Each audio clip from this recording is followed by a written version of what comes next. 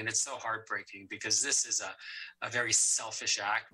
At any given time, Calgary police say 2% of all drivers on the road are estimated to be impaired. On weekend nights, that number jumps to 10%.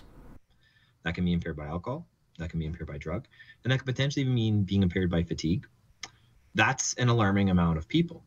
Green adds the average person who does drink and drive will decide to do it up to 50 times plus per year. So it's not just the Saturday night at a Christmas party, and it's not just I didn't want to leave my car downtown. These are people that generally will continue that behavior. On December 11th, Calgary police say a van collided with a cyclist. Both men were taken to hospital in critical, life-threatening condition, and investigators believe both were impaired at the time of the crash. We see the horrors every single day.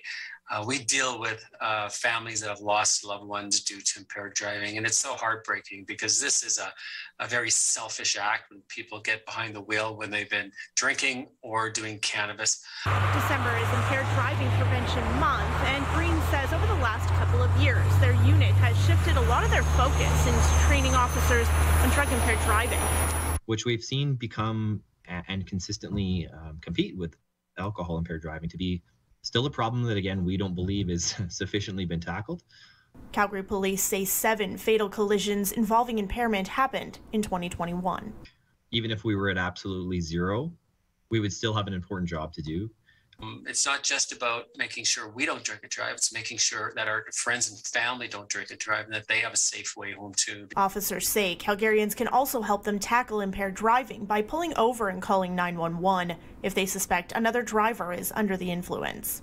Some people may think that that is using up 911 resources, but if that person continues on down the road and ends up colliding with somebody, it absolutely is going to become an emergency. In Calgary, Kayla Bruch, City News.